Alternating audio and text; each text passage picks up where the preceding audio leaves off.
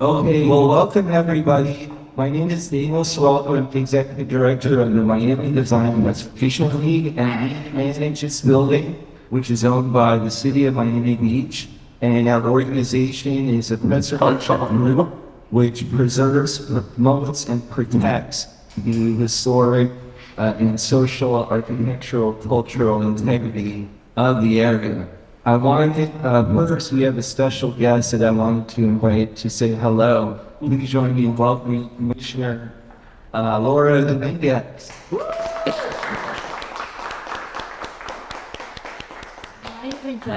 It is such a joy to be here today. I'm a longtime member of Miami Design Preservation League. I love the lectures.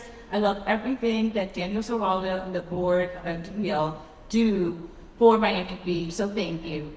And I'm on the email newsletter, of course, and when I saw that Jason Hagopian was the speaker today, I came running. I just love Jason. Boy. He's an architect. He's so experienced. He was a long-time Miami Beach resident. He served on several boards with the city. His contributions are endless, and I'm excited to hear more. So thank you, everyone. Thanks so much. I also wanted to mention that our next event after this is April 28th, which is actually Art Deco, World Art Deco Day. And we're going to have it in North Miami at a place called the Copper, which is the Copper Ridge Foundation. There's going to be a brunch and a series of lectures, including all these speaking as well. And so we invite you to check our website for that. And also on May 18th, it is another lecture, which is going to be the Botanical Gardens with Sabina Miller Design Studio. And there's another one after that that we'll be announcing soon. So there's a lot going on. I wanted to also welcome, we have board members, Vice Chair in that word. We have Sandy Sidmore, our Secretary, and Sarah Ledick, who has just been appointed the Chair of the Programs Committee. So, So if you're not a member yet, please become one, just like Laura. I've been doing that for a long time now, Commissioner. It's a great way to support programs. And also we're going to be sending out, we're opening the committees to members as well. And we're trying to recruit more people to be active in the organization, whether for programs, for Art Deco Weekend, for fundraising, for membership, for advocacy, etc. We need everyone on board now because we have a lot of challenges and opportunities here in Miami. It's all hands on deck. All hands on deck, exactly. So check out mpl.org. If you're watching the video, make sure to subscribe to our YouTube channel. And without further ado, I want to welcome Jason Hagopian, who is the president and founder of Neuvio Architects, which is multi-disciplinary architecture and design firm in Fort Lauderdale. They have had clients and projects, including Minotti Furniture, Princess Cruises, Citibank, Ritz, Carlton, Four Seasons, and many others that you'll hear about today. And also, Jason has been a leader in various initiatives, including the AIA, which is the architectural groups, Fort Lauderdale, where he's the president-elect. And he's also been the president of the board for Miami Center for Architecture and Design, and AIA Miami past president. I first saw Jason because he served on the design review board, and he still does, not anymore, okay. But the design review board is a great board where folks review projects that are going through the city, and we try to always make sure that these are high quality designs, and Jason always had really good comments about that, and broaden his architectural expertise to improve the design of event projects in Miami Beach. So please join me in welcoming Jason. Thanks, Daniel. Thank you. Great. Thank you, Daniel. Thank you, Laura, for your kind words. Oh, let's see. There we go. Is that good? You hear me? Okay, excellent. So yes, thank you, Laura, a longtime friend. Laura and I met, oh my God, years ago when we were volunteering when the Adrian Arch Center opened, and we were ushers in our night jobs. It was very fun. And yes, Daniel, I met Daniel, of course, because I just wrapped up my almost 10th year on the design review board, two kind of 4.5-year terms. But I do now live in Florida, so I can't say Miami Beach is my home anymore, but I will say that for 20 years it was my home, and now it's of course my home away from home because I'm only in Fort Lauderdale. So Daniel, thank you. When you asked me to do this, I was honored because I looked back on our portfolio and we've worked in many historic buildings here in Miami Beach. So I think there's a really important story here to tell, particularly one of preservation, which of course, as you said, I think you kind of said it's under, I don't know if it's under attack, but it's definitely, without preservationists, none of what we see right outside our front door here would be here, and I'm going to get into that a little bit. So just like a little bit about me, yes, I'm a licensed architect. I do have an office in Fort Lauderdale, architecture and interior design. I grew up outside of Boston in a little town called Lexington, Massachusetts. I got my architecture degree and my building sciences degree in upstate New York at a school called Rensselaer.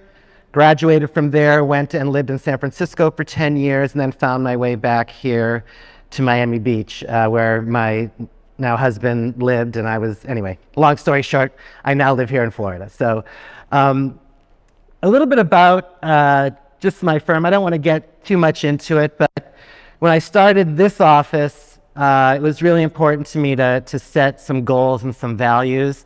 And these are things that I use for the culture of my office, but also for kind of the culture of the work that we do. And whenever we do proposals and whenever we go present to clients, this is the first thing I show them. And if the clients aren't really on board or understand, like, well, what's the big deal about inclusivity or integrity? I kind of know that's not going to be like the client for me. So, but you'd be surprised how many people don't really want to, it's like, how much is it going to cost? So I'll show a little bit off of my team. I have a great group. None of the great work that we do can happen without some of my team members. They're all either licensed architects, licensed interior designers. It's a great, diverse group, and they really, whenever we win awards or we get recognized, I like to recognize them. So they're not here with me today. They're enjoying their family time, but I just like to show them off a little bit.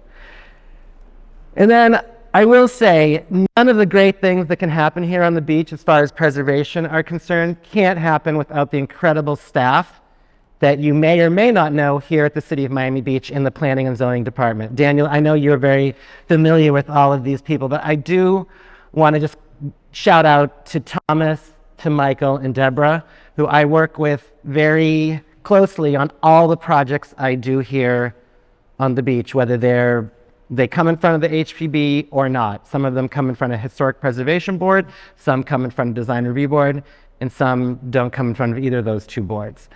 Michael doesn't have a picture because he doesn't like to keep his face out there, but anyway, they're a phone call away, which is amazing. And I'll have to say, as a resident in Miami Beach, you should be it's a privilege to have these boards and this staff. There are some cities that have no historic preservation board and have no design review board, and you see that when you go to those cities. So, and I have to say, a lot of this, of course, we have to thank, and if many of you don't know who this is, Barbara Bear-Cabotman. She is really the person in the 70s that went on a mission to preserve what you see right outside our door here. And if it wasn't for her and a group of other very impassioned preservationists, the beach, I think, would be a very, very different place. So the causes that were passionate to her, we have to make sure we keep that passion alive. And I know that's what we're in this building here, which is a manifestation of that passion. And thanks to people like Daniel that go to all of the meetings and put in the energy, it's definitely an uphill battle in a city and a town that's full of development and financial value. Preservation is a passion, and if you don't put in the passion that then affects you talk to your commissioners, that then affect the codes, none of this gets protected, and it all really starts with the codes, to be honest with you. So I always like to give a nod here, and some of you may not, there is a historical district map of Miami Beach. I've split it into 3 sections. I'm not going to get into too much detail, but it is online. And you can see from North Beach to South Beach, there are different districts with different designations. Some have more protections than others, and Daniel, you're probably even more familiar with the very specifics of this than even I am. But some areas, it's very easy to protect something, and in other areas, unfortunately, it's just a designation that doesn't necessarily mean protection. So that's where residents need to come to these meetings and understand what's going on. Here we are kind of like in Mid-Beach. And then, of course, South Beach here. So I just want to maybe a couple of questions. Why is historic preservation so important? It's not just about preserving our buildings, but I think it's kind of protecting and safeguarding our collective identity, heritage, and the stories that connect us to our past. And I think the beach, has a lot of those stories. Preservation is really the guardian of our cultural heritage. Imagine a world where every old building, every monument, every artifact is destroyed or taken away. What would be left to remind us of the triumphs and the struggles and the achievements of our ancestors? I think this is really important. So historical buildings and sites serve as really built and tangible links to our past, allowing us to walk in the footsteps of those that came before us and to understand the rich tapestry of our history. And also they foster a sense of place and belonging. I think the architecture we have here in Miami Beach is one of the reasons people come here. I mean, there's a lot of beachfront towns that people could go to if they want to just go to the beach. We have them all up and down our entire coastline here, just in our state of Florida. But Miami Beach, the architecture, and as an architect, I believe in the power of architecture and spaces, make what's around us more valuable. These buildings provide a sense of continuity. They anchor us in a rapidly changing world. We preserve these buildings and neighborhoods. We're not just saving the bricks and the mortar, but we're preserving kind of the soul of our city. And I think Miami Beach has a really rich soul. And you see that in the architecture. I think you see that in the residents as well. It makes it a really special place. And I know I'd be remiss if I didn't talk a little bit about sustainable development. Obviously, keeping an existing building and not throwing it all into the trash does have an environmental message. Adaptive reuse, of course. There are cities that are full of old buildings that are much, much older than our buildings. I mean, you can go to Europe and see entire towns like Florence or Venice, and Rome for that matter. I mean, somehow those buildings have survived not just decades like our buildings, but like centuries. Some would even say maybe even those things that are there maybe 1,000 years old. So we know preservation can happen. Sitting on the design review board, we hear a lot of stories and tales that are told to us by the applicants that come in front of us that talk a lot about, well, we can't preserve the building. It's just too expensive. We can't do it. And I always have to say, look, I lived in a city in San Francisco where I saw homes. You can raise a home up. You can preserve these things. There is value in the architecture. And good news is there's lots of great things being preserved here in Miami Beach. Perhaps not enough, but I don't want to get into too much of that. But I'm a huge fan of preserving architecture that has a purpose and that creates a purposeful space, and we have a lot of that here. So I want to get a little bit into some of the projects that we worked on, my office particularly. You may recognize this is right now the Axel Beach Hotel on Washington Avenue. This was a building built by L. Murray Dixon, who many of you may know, back in the 40s. The building, yes, Hayden Hall. Yes. Yep. Yep. I should have said that. Thank you. It's Haddon Hall. Yes. It's on Collins. Thank you. I'm sorry. People who live within. I know. Exactly. Thank you for that. Yes. So the building, it kind of underwent a few different iterations. My client came to me and had purchased the property and the building behind it, which was a Henry Hohauser building on 1455 Washington. And then there's another small building on the site that was a newer building that took the place of an older building.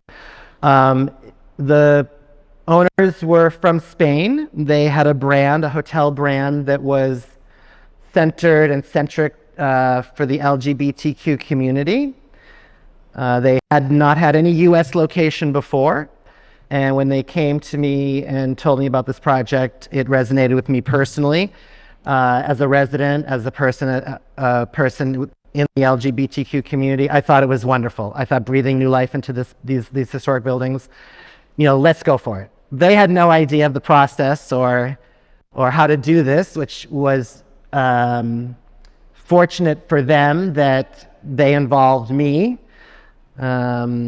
We did go in front of the Historic Preservation Board because we were creating some enhancements, signage changes.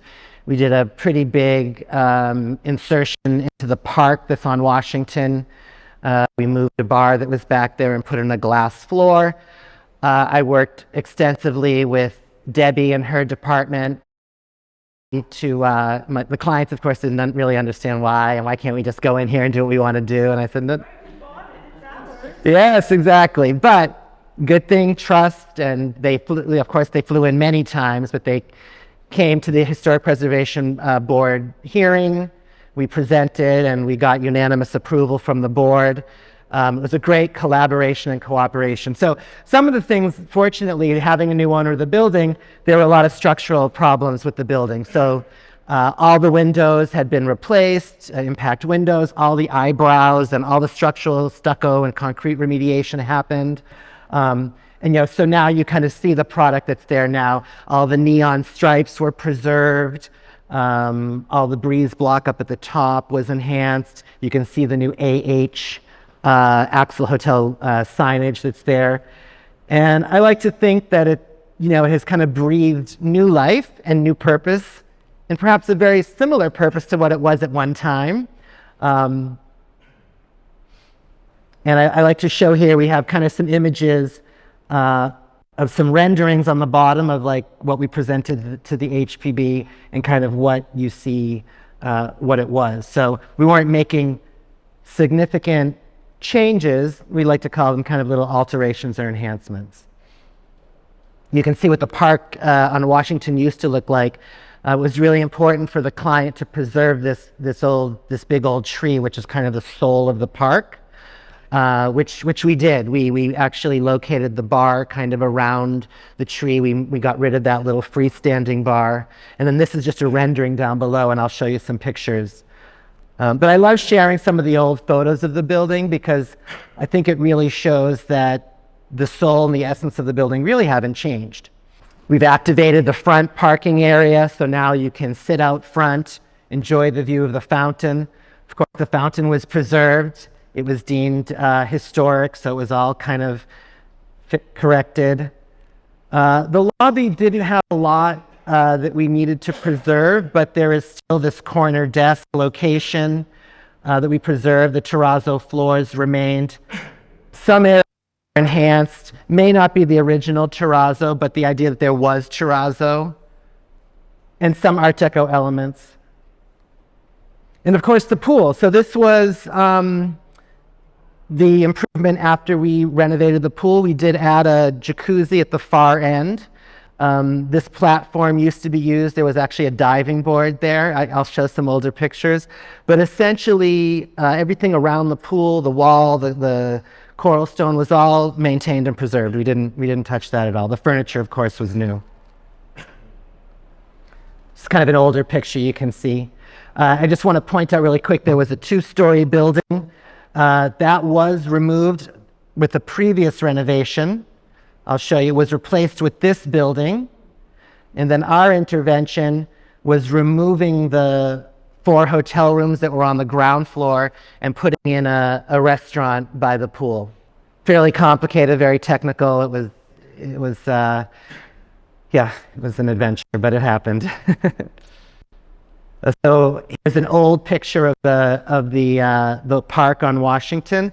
And again, the idea was this park was kind of open to the public, open for events, and the new park. So you can see the tree on the left. We relocated the bar around the tree, kind of enhancing the tree, and then inserting this very complicated floor outside, which kind of could change colors and kind of be a little fun spot.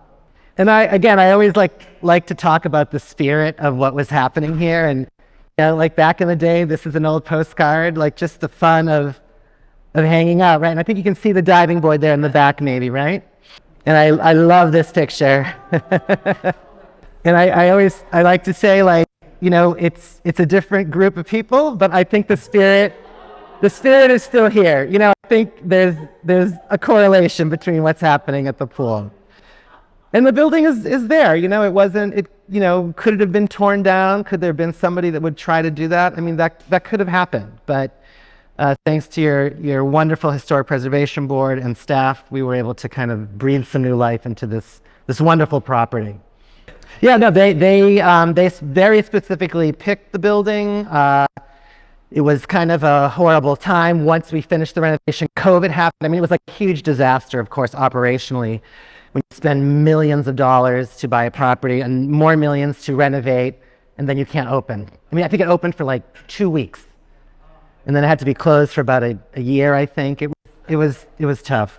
So another project we worked on is in the St. Moritz Hotel. This is a Roy France building adjacent, just south of the Lowe's. It's part of the Lowe's property, and many of you probably were here when the Lowe's got developed and this building was rehabilitated and preserved. We worked with a client that came and put their restaurant now in the location that used to be Emerald's for a while. I think you can probably remember that. And then it became Lure for a while. They each had a 10-year gig. And now, of course, it's the Rayo's restaurant from New York. So you might say, well, what's the deal with historic preservation here? Well, because it's in a historic building, and many of you obviously know this if you're involved with the Preservation League, but these buildings have historic elements that are on the exterior and historic elements that are on the interior too. So our project was mostly at the interior. Rayo's is an Italian restaurant out of New York, a very kind of exclusive restaurant. You may have seen their sauce and their pizza and their products in the grocery store. Campbell's just recently bought the sauce brand for $1 billion.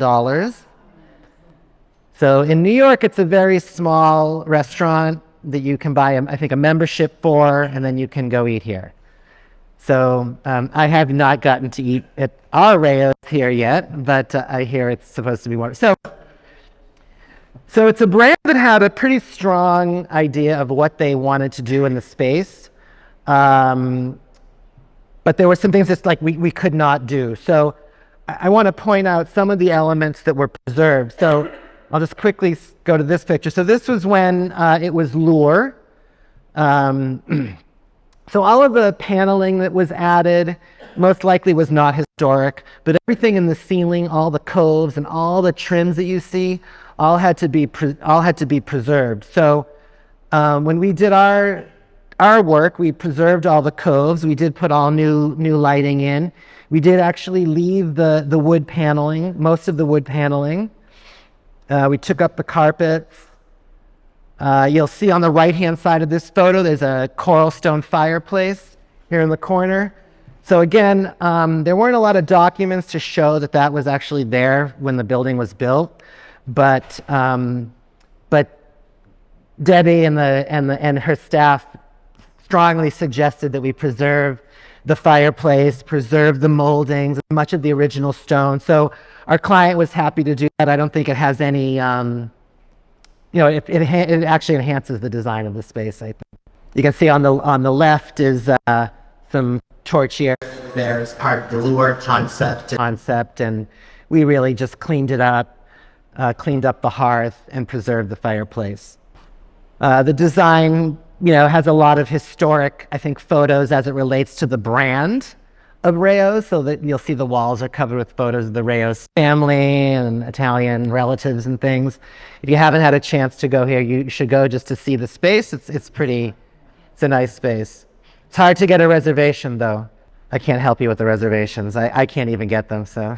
I will point out one element, the back patio, which faces the ocean. It's really beautiful. The client wanted to completely cover the terrazzo, put in a deck, put in a lot of very substantial awnings and things. Historic planning board staff wasn't really entertaining that idea, so we were able to still create accessibility to the patio, keep the terrazzo, keep everything movable. These umbrellas you can take off. They didn't allow us to put a big awning, and I think it really does, it preserves it. You see the wall, the little, the scaling on the wall, and all the terrazzo still stays there. So I think we were able to work with the city and create a really nice outdoor space. And then I'll just point out just a few other projects we've worked on that you may or may not even realize are historic here in the beach. But this is a Citibank that we did at 5th and Jefferson. So this was a building that kind of looked like this, but was in a state of very much disrepair. So I have to say, most of the building that you see is all new. This one facade being restored in the form is the only part of the building that actually stayed. The rest of it all was redone. A whole structural hydrostatic slab was put in, all impact windows. And then my client is Citibank, came in and took the entire block. So again, a building that really, if you kind of look at the big scheme of architecture in Miami Beach, one could say, well, what's the importance about this one-story little building? I mean, you see what's happening down there on 5th and Alton. Yeah, so for better or for worse, that's happening. Will this building stay here? Hopefully, as long as Citibank has the lease here and sees it as a valuable space, right? But I don't think Citibank owns the property, so that's going to be the first problem, I think. As you know, these properties have a lot of value because of the zoning and what you can build there. So you're seeing it happen. But I'm always happy when a client comes to me and the client sees the value in the location. I can talk to them and I can get them to understand the value of the building. That's my job. Everybody has like a different motivation for doing architecture sometimes. As a designer, architect, I have my motivation. As Citibank, they want to be somewhere where they can grab all the customers that are in the area. So I'm sure this is a very good location for them. But they maintain the building, it's great to have this here. And then this is the Royal Palm, which is actually just south of the Lowe's Hotel. So you're probably very familiar with this property. You can see the Lowe's to the right of the picture there.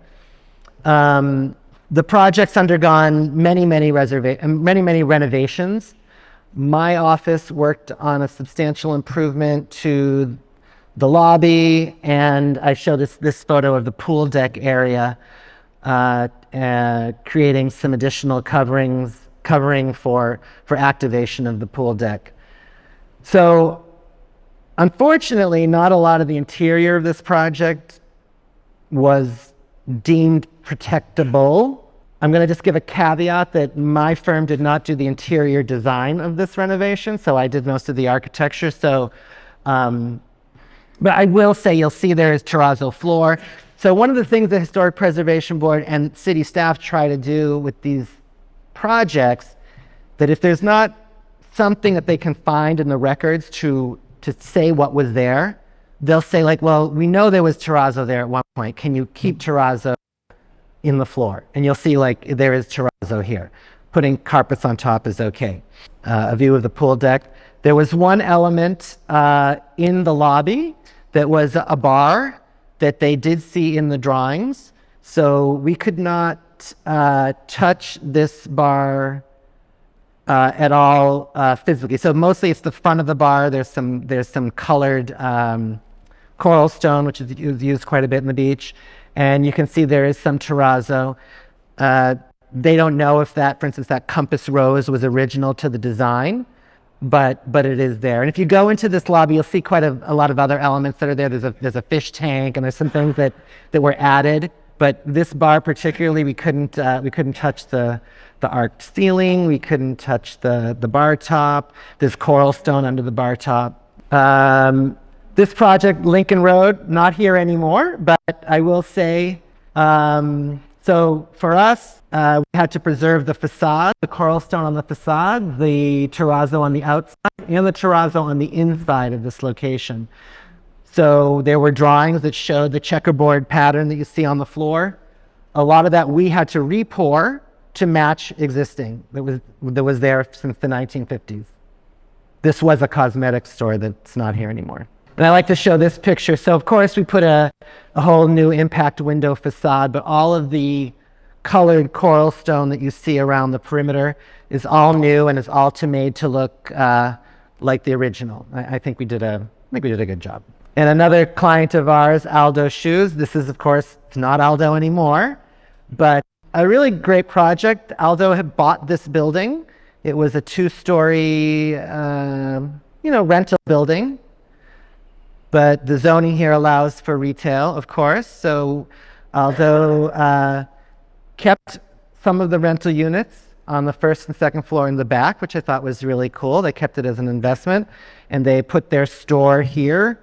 We created kind of an eyebrow at the top, but the planning allowed us to cover it kind of in stainless steel to make it look a little bit more modern. But essentially the form that you see here, if you kind of look back at old photos of this building, it's very similar, and it blends, I think, with the Art Deco style. And then at night, you kind of get this really nice view of sort of a viewpoint. So I always, I like to think that the work that when our clients come to us, especially when they're looking to locate to Miami Beach, a lot of times they have no idea, they know Miami Beach from what they see on the news, or what they read in the paper, or what they read financial magazines. Like, you need to be down here, you need to be in Dade County, or more specifically, you need to be in Miami Beach, whether it's a restaurant or a store. You can see we do a lot of work with hospitality, retail, restaurants.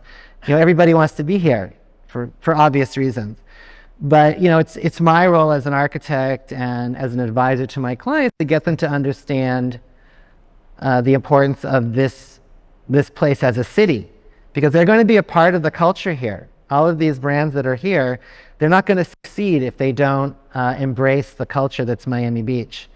I mean, we know right now things here in South Florida are booming for lots of different reasons. We also know that things kind of ebb and flow, right? There's a lot of fragility or fragileness, I think, to South Florida for many reasons. We've seen things happen when we had, Zika or something happened, and oh my goodness, like, nobody's coming down here anymore, or hurricanes. So, we're all going to be here, I think, as residents for sure.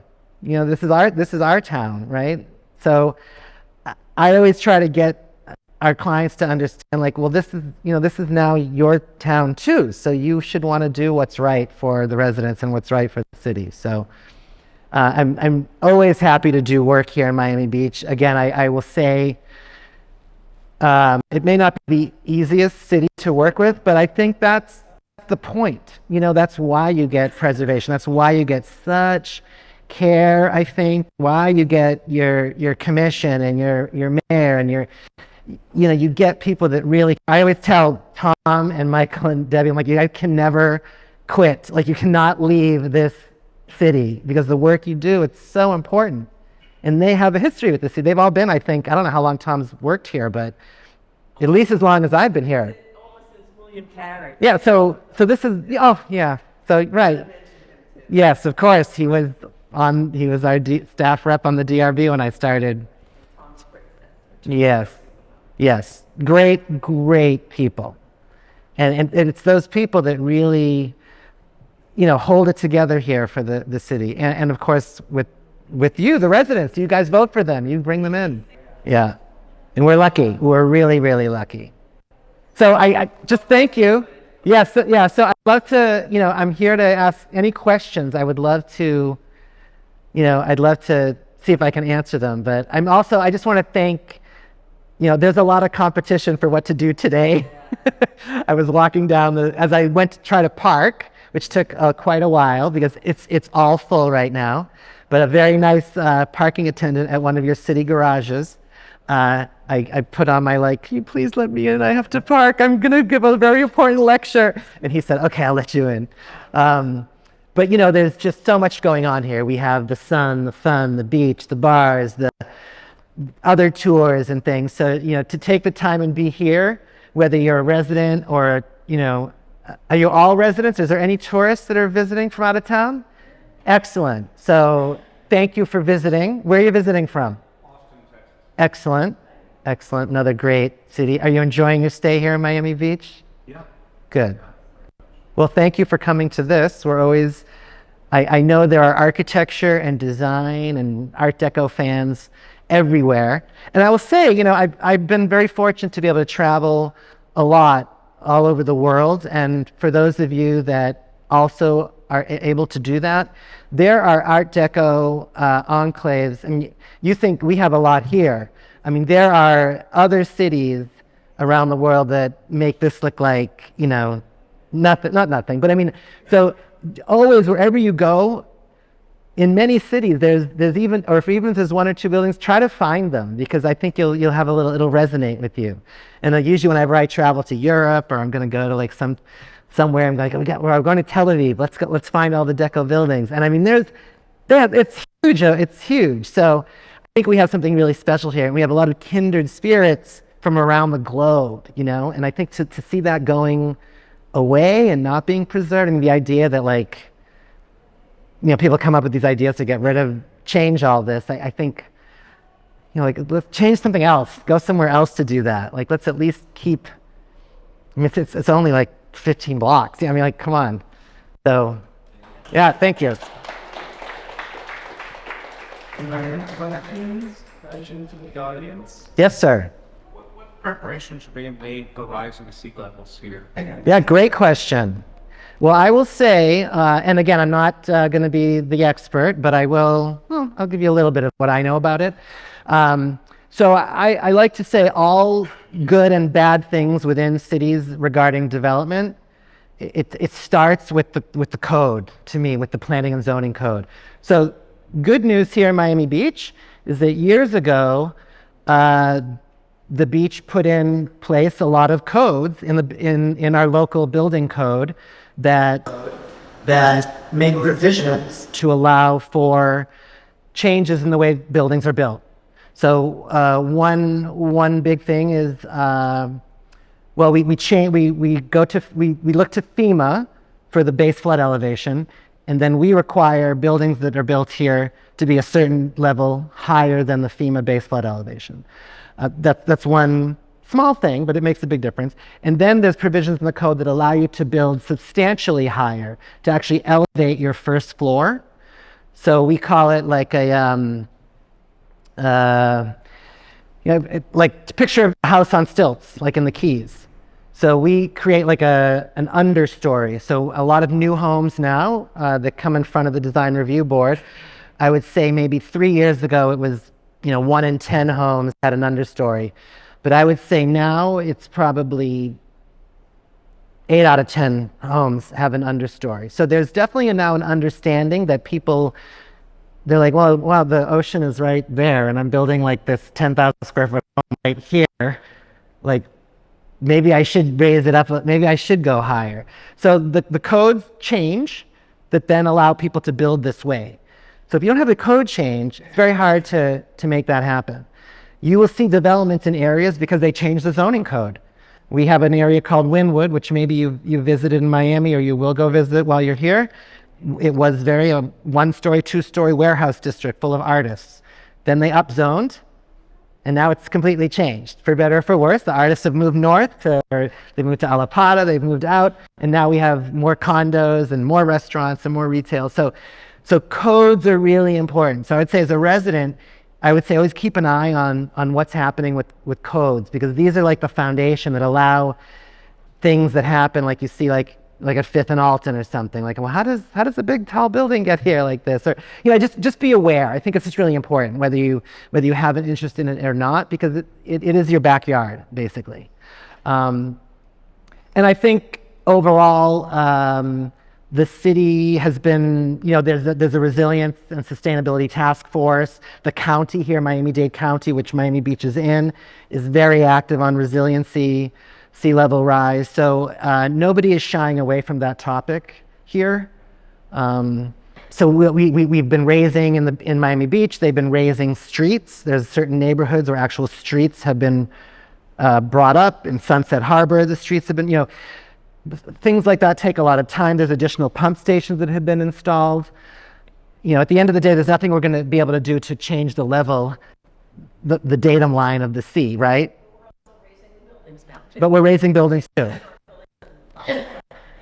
And luckily, Ocean Drive is actually Higher. Yeah. So there's some, we also have flood zones that are completely inland, like that are lower. And you have to understand, like when the hurricane comes and the sea level rises, possibly from surge, and then we have lots of rain, right? So the water kind of is going to go over, and it's going to go in all the way inland to Miami, down into Little River, down, and that's really low. And then the water's going to go away, but it's all going to sit. So we have flood zones that are all over, not just here in Miami Beach. And everybody's acutely aware of these zones, and you can be next to a zone. But being one street away, I'm in a flood zone, I'm over here, I'm not in a flood zone, this doesn't make any sense. So we always encourage our clients to build a little higher. Like, let's not, the code is just there as a minimum. I always like to say it's a suggestion. You can't go less. There's no reason why you can't go more. We don't know what's really how fast it is going to happen, or when another huge storm is going to, they're saying this summer might be a bad storm season. I don't know. Did that answer your question? Okay, sorry. Yes, sir. Could you go back to the project that you took your 4 rooms out of the hotel, and you did you mentioned that putting in that restaurant was difficult. I know I'd like to hear what was problematic. Sure. Yeah, great question. So this building itself was not, this building, Alan Schulman, who you maybe know, Schulman Architects, built this building. I think this happened back in the 90s, maybe, the building was built. So there was an older 2-story building. They built the 3-story building. It's sort of, it's kind of between the 2 older buildings, between Hayden Hall. This is the Axel Beach Hotel. This is Haddon Hall, behind Haddon Hall. It's between you can't really see this building, but I will say, if you have time, you should go walk through the hotel. I'm sure the person in the front will say go, and there's this beautiful courtyard. You can go all the way through from Collins, right through to Washington. Yeah, and I would say anytime, go take a look. It's really pretty. It's 1500 Collins, 15th and Collins. Yeah. So when Alan built the building, there's 4 hotel units on each floor. Our client said, let's just tear out the hotel rooms and put a restaurant here. So I'll say one of the most complicated things when you're doing a development like this has to do with so you're only allowed to do certain occupants on certain sites and certain amounts of square footage of certain things. So like the site was already maxed out for bar and restaurant, right? So by the code, we were limited. Like we couldn't add another bar and restaurant, but there already was a bar and restaurant that was in a different part in the courtyard. So we were going to relook. So first it was like a numbers game of working the numbers to show the city that this use here would work with the code. So a lot of technical things, obviously all of the rooms, all the plumbing for all the rooms up on the second floor is down below in the ceiling of the restaurant. And the client keeps saying, we want higher ceilings. I'm like, well, you know, and all the air conditioning that was used, you know, hotel rooms, they each have individual units. Well, the restaurant has one unit. This restaurant, they wanted all the walls behind these walls that are glowing red. There's like a glass folding wall that's like 50 feet long. They wanted the whole thing to open up during the day. And I said, yeah, but like our climate here, like it's gonna be so like hard to keep your space like not getting moldy. And so the air conditioning is very specific. There's like these air curtains that are coming down. There are lots of things with Miami-Dade County when you build a restaurant and a bar that relate to grease traps and how you're managing waste. And most of these old buildings, this is one reason why we want to see old buildings renovated, because the old buildings, all the stuff just goes out into the ocean. Like it's bad. And I don't know, even the Rayo's restaurant, which was not that, it was a restaurant before it was Rayo's, it was Lure, and before Lure it was Emerald's, and still the grease traps were all wrong. Are they right now? Oh, they're right now. Yeah. So, so the county, of course, so all of our projects go in front of the county, in front of Durham, and they review all the drawings. So every project we do, we just completed a renovation downtown for, was the Conrad Hotel in the Espirito Santo building. It's now the AKA Hotel. It's a beautiful renovation. There's a beautiful Greek restaurant up there. You should go try it out. Again, brand new building. They built it. There was a bar that was there. We moved the bar. They find out there's no grease trap for the bar at all. A renovation that was probably done like 2001 or something. So this is not everybody is a good player. So it's very hard to put it in a historic property. How do we manage trash? How do we manage food coming in? I mean, these are very, very challenging. I mean, when you see a restaurant in a building like this, how it all works is very complicated. Everything is down in there's basements in these buildings, in these old buildings. You don't think there is. There are spaces. You have to get coolers down there, but everything has to be to code. Health, safety, just renovating the pool and putting in the jacuzzi at the other end of the pool. That involves state approvals, so you have to go to the state because they review all the pool. So you know, I have a lot of respect for people that come here and that want to be here for various reasons, because it's not easy. It's important that they work, I think, with a local architect. I'll give a big plug for not just my firm, but any local architect. You know the players that have done a lot of work on the beach, Alan Schulman's office, Bernard Ziskovich's offices, you know, I mean, Heisenbottle, they've all done lots of great work here on the beach. I think it's always important to refer those people to clients when they come in. I know a lot of times these clients go to the city first to talk to people. I told our clients for this project, you need to talk to the city. You need to go to the mayor. You need to talk to the commission. You need to like become a part of this community. You want this hotel. It's a community hotel. You have to get to know these people. They're your friends. Yes? A question, but I just want to make a comment that when you were talking about Art Deco all around the world, in 2007, I chaired Art Deco weekend, and it was a talented city in Miami, Shanghai. Oh, yeah. And we brought over planners from Shanghai to show them how preserving Art Deco was an economic engine for tourism. And 10 years ago, when we went back to Shanghai in 2010, we were showing how we had made a difference. Yeah, very cool. It's good. And it's really good to share those stories, not just here, but all over the world. I think that's great. Yes, ma'am. There are places you have never heard about, like some places in the coast, and you have a very small town south, Coimbatore, I'm sure you have. Yeah, no. I know India has got a lot of Art Deco architecture. Yeah. Yeah. Yeah, it would be cool to do a huge introspective, that's a great idea. Like just really, because I think, and I mean, you know, there's lots the good thing is you can see a lot of like online, you know, you can go to YouTube and it's just amazing if you have an interest.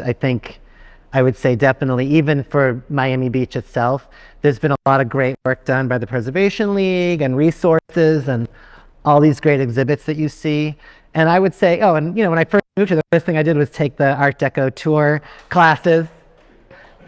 Probably couldn't do a great one now, but I got the blue binder, and it was a great, real like introduction to understand like what it meant down here, because I think you kind of hear about it, but you don't, and I certainly didn't realize it was under kind of, under a little bit of attack, right? Like we're always going to be, yeah.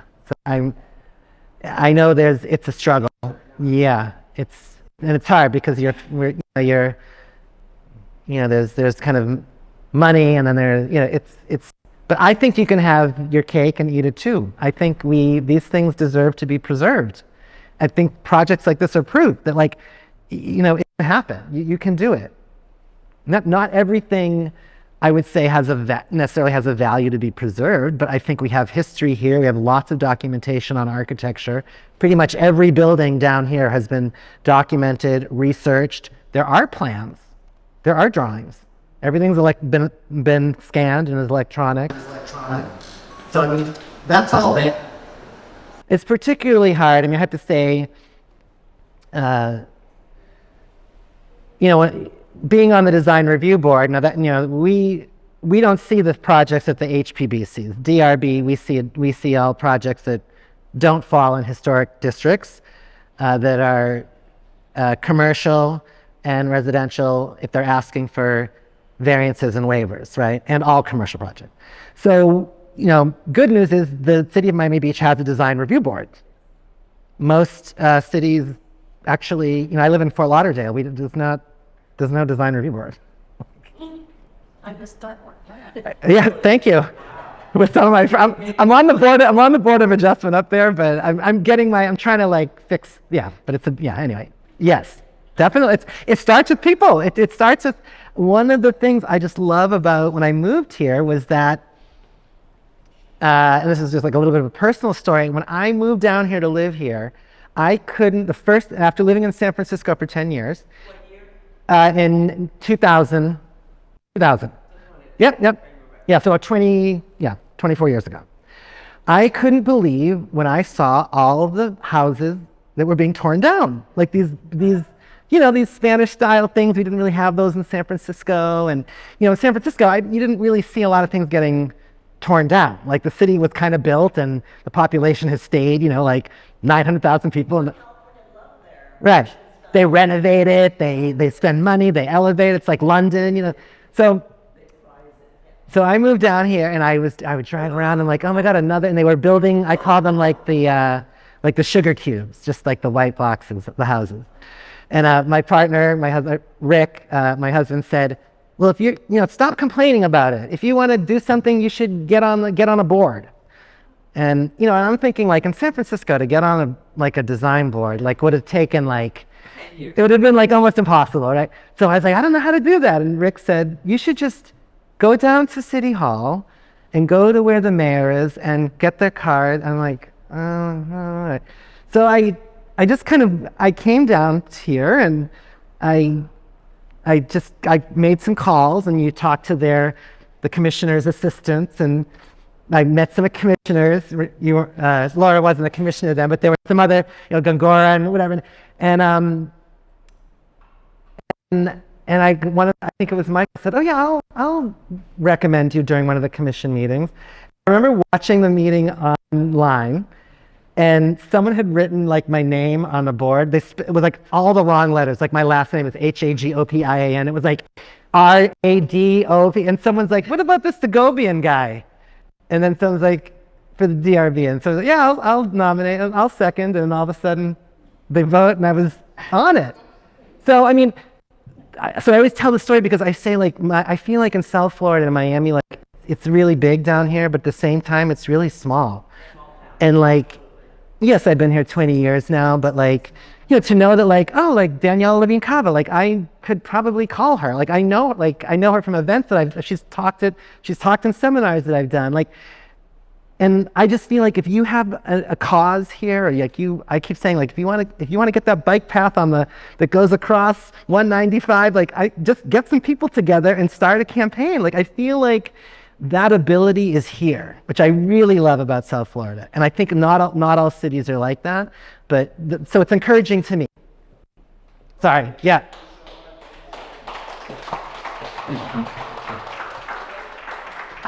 That was a great talk. Thanks again, Jason. And also, I wanted to ask everyone here, please fill out a survey on your way out. Let us know how you enjoyed it.